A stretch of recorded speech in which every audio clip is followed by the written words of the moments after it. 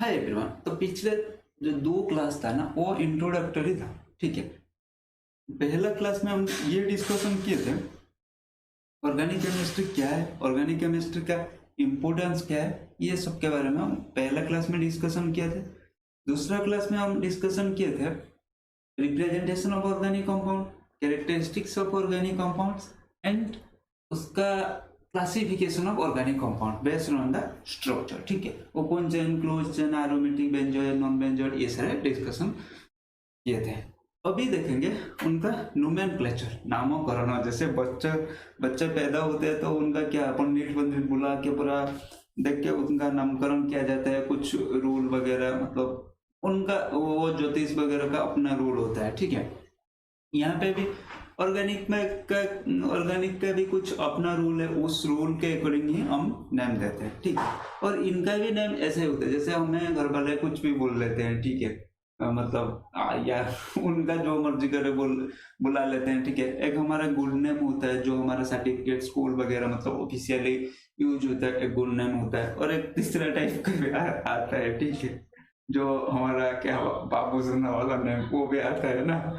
आजकल वो ट्रेंड में चल रहा है। ठीक है, ऑर्गेनिक केमिस्ट्री का सर, ऑर्गेनिक केमिस्ट्री का भी है कोई, मतलब उनका भी बाबू सुना बुलाने वाला नहीं, ऐसा तो नहीं है। बस हाँ, उसका कुछ कॉमन नेम है, कुछ ट्रिवियल नेम है। ठीक है, और एक के होता है आईयूपीएसी नेम, जैसे हमारा गुड नेम होता है उनका ऐसे ही आईयूपीएसी नेम होता है। ठीक है, देखो mainly 3 system are adapted for naming of the compound. जैसे हमारा 3 सिस्टम, एक घर वाला बुलाते हैं। ठीक है, मतलब एक घर वाले और दोस्तों लोग कुछ बुलाते हैं, एक हमारा मतलब गर्लफ्रेंड को या बॉयफ्रेंड वो बुलाता है। ठीक है, या बुलाती है। और एक होता है हमारा गुड नेम जो सर्टिफिकेट वगैरह में यूज होता है। ठीक है, यहाँ पे भी वो ये एक उनका माँ बाप ने दिया होगा ऑर्गेनिक केमिस्ट्री का। ठीक है, और दूसरा उनका, समझ रहे हो ना, वो मतलब वो वाला नेम। एंड तीसरा क्या है, तीसरा हो गया उनका जो गुड नेम है सर्टिफिकेट में जो ऑफिशियल यूज होता है। एक कॉमन और ट्रिवियल सिस्टम, एक डिराइव्ड सिस्टम, एक होता है आईयूपीएसी नेम। ठीक है, आईयूपीएसी सिस्टम। देखो एक जो कॉमन और ट्रिवियल नेम होता है। ठीक है, ऑर्गेनिक केमिस्ट्री का ऐसे मजाक मजाक में तो बोल दिया, लेकिन ऑर्गेनिक केमिस्ट्री का ऐसे थोड़ी होता है उनका कोई फैमिली माँ बाप कुछ देते हैं, उसका गर्लफ्रेंड या बॉयफ्रेंड कुछ देते हैं, ये तो नहीं होता है ना। उनका कुछ हम बेसिस में हम साइंटिस्ट लोगों ने किए ये सब। ठीक है, एक कॉमन और ट्रिवियल सिस्टम, उसका क्या बेसिस होता है, सोर्स होता है, प्रॉपर्टी होता है एंड डिस्कवरी होता है। मतलब ठीक है, सोर्स मतलब कहां से आता है, कुछ प्रॉपर्टी के हिसाब से। ठीक है, और डिस्कवरी के हिसाब से। जैसे ऑर्गेनिक कंपाउंड देखो, एक है CH3OH।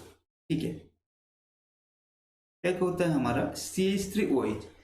ये इसका नेम क्या है, वुड स्पिरिट। ठीक है, ये कैसा है, ये सोर्स के हिसाब से इसका नेम है would spirit, obtain bye destructive distillation of would. ठीक है, वुड को डिस्टिलेशन करके ये मिला था, इसीलिए इसका सोर्स के हिसाब से इसका नेम है। मतलब इसका कॉमन ट्रिवियल नेम सोर्स के हिसाब से क्या दिया गया, would spirit the basis of source. अरे जैसे क्लास में कुछ टीचर भी नाम देते हैं ना, जैसे कि हाइट के हिसाब से ओ लंबू। ठीक है, और जैसे कुछ मतलब हाइट कम है ओ छोटू। ठीक है, ऐसे हाइट के हिसाब से नाम ही दे देते हैं। ठीक है, कोई हट्टा कट्टा है उसको क्या बोलते हैं, ए मोटू। ठीक है, और कोई स्लिम मतलब पतला है तो उसको बोलते हैं पतलू। ऐसे करके नाम भी देते हैं ना, वो अपियरेंस के हिसाब से दे देते हैं, ये सोर्स के हिसाब से दे देते हैं। ठीक है, कोई नहीं, मतलब हम ही लोगों ने तो डिस्कवर किया है ना ये नेम, तो हम अपने हिसाब से दे दिए। ठीक है, एक और देखो NH2CO NH2। ठीक है, इसका नाम है यूरिया। ये कहाँ से मिलता है, यूरिन से मिलता है, इसीलिए हमें इसको यूरिया नाम दिया है। जैसे ऑर्गेनिक कंपाउंड एक होता है CH4 mass gas produce from mercy place. ठीक है, गंदा गंदा जगह से वो प्रोड्यूस होता है। ये देखो फॉर्मिक एसिड ऑब्टेन फ्रॉम फर्मिसस, इसीलिए इसका नाम है फॉर्मिक एसिड। ये CH3,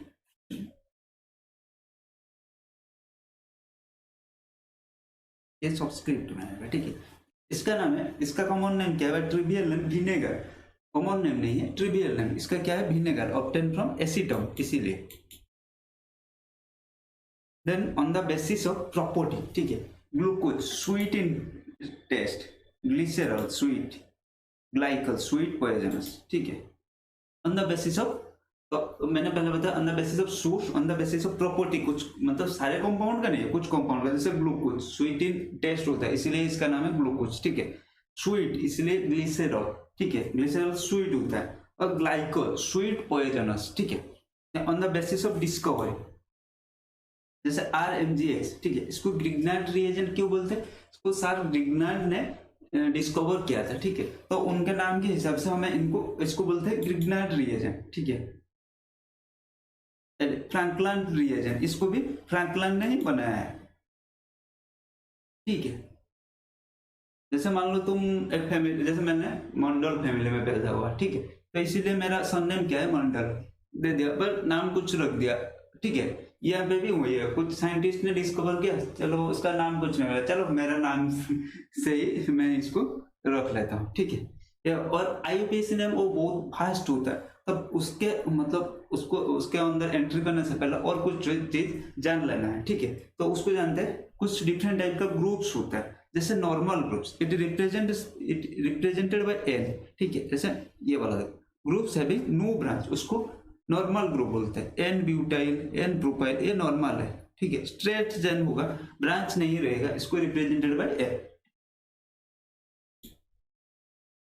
Then iso group, when one methyl group is attached to second last carbon of the straight chain is named iso।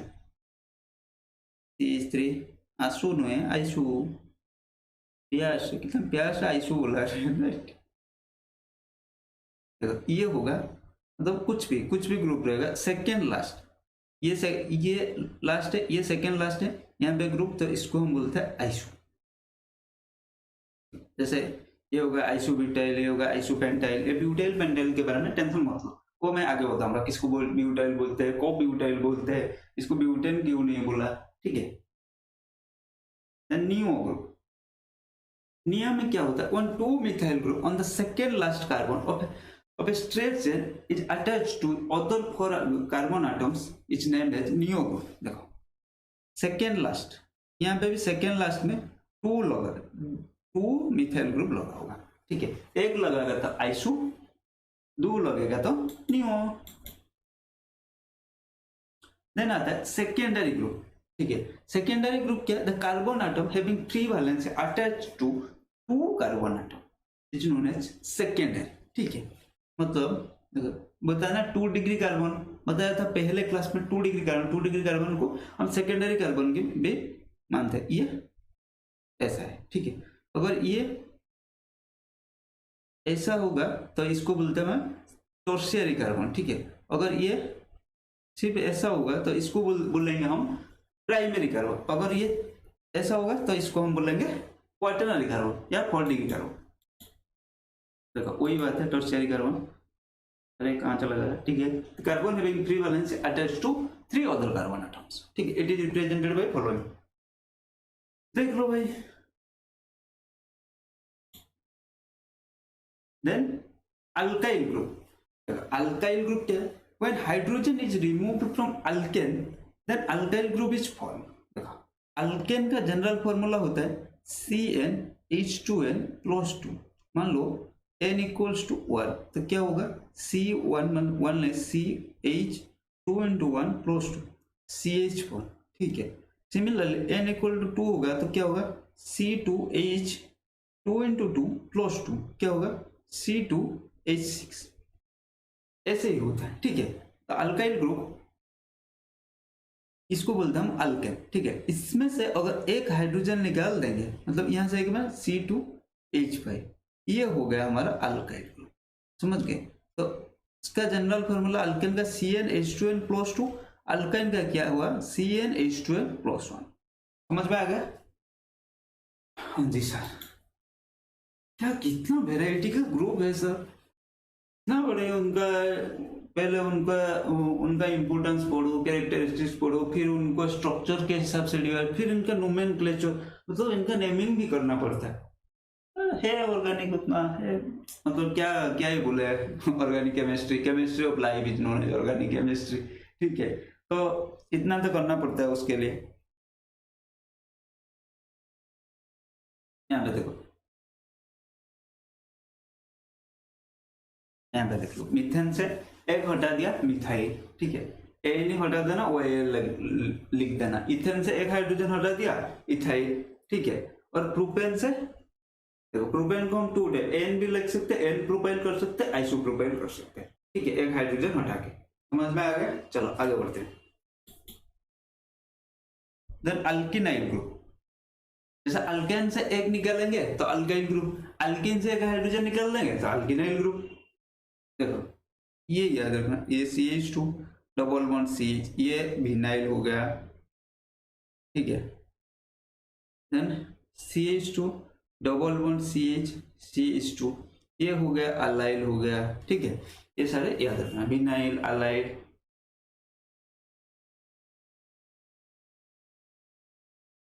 अब चलते हैं अल्काइनाइल ग्रुप, ठीक है। अल्काइन से एक हाइड्रोजन निकाल लेंगे, अल्काइनाइल।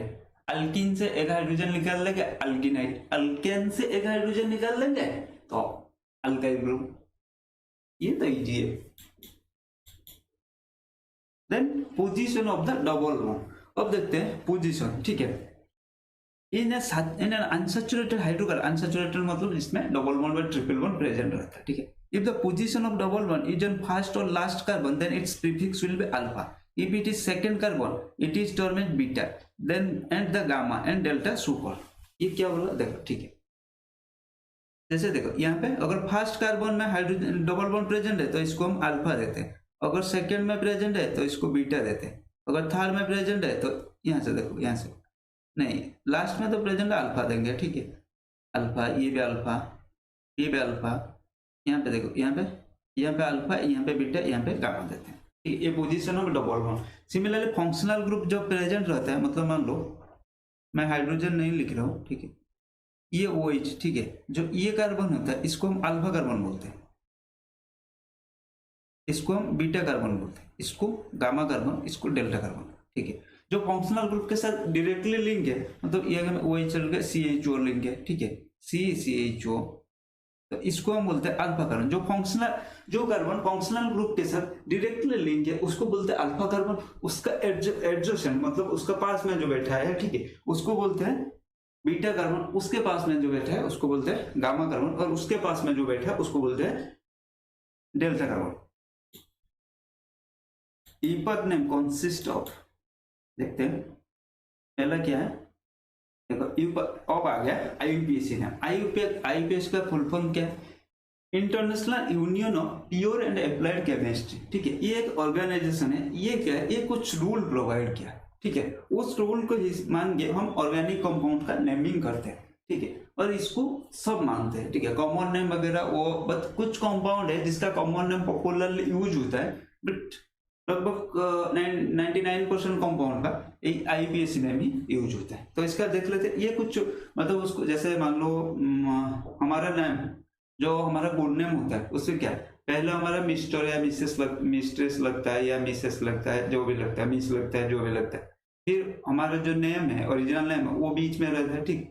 फिर एंड में हमारा सरनेम रहता है। ये क्या है? ये हमारा एक सिस्टमेटिक ये है, मतलब सिस्टमेटिक प्रोसीडियर है हमारा नेमिंग, ठीक है। यहाँ पे भी ऑर्गेनिक कंपाउंड का भी कुछ है ना, जो उनका बाप, मतलब उनका बाप उनका साइंटिस्ट लोग है, उनका बाप, उन्होंने बताया। उन्होंने क्या बताया? देखो, पहला रहता है सेकेंडरी प्रीफिक्स, ठीक है, वो क्या बताता है? वो डिटेल्स ऑफ द सब्स्टिट्यूएंट बताता है। दूसरा रहता है प्राइमरी प्रीफिक्स, ठीक है, वो nature of the carbon chain बताता है। तो तीसरा आता है वर्ड रूट। वर्ड रूट क्या है? Number of carbon atom in the principal chain, कितना कार्बन चेन है वो बताते हैं। ये क्या है? ये बताऊंगा धीरे धीरे, अरे टेंशन नहीं लगेगा, मैं हूं ना, पूरा अच्छे से समझा दूंगा नोमेनक्लेचर, पर शुरू से लेकर एडवांस तक, बेसिक से लेकर एडवांस तक बताऊंगा, ठीक है। ये तो शुरुआत है। देखो, सेकेंडरी प्रीफिक्स हो गया, प्राइमरी प्रीफिक्स हो गया, देन वर्ड रूट हो गया, ठीक है।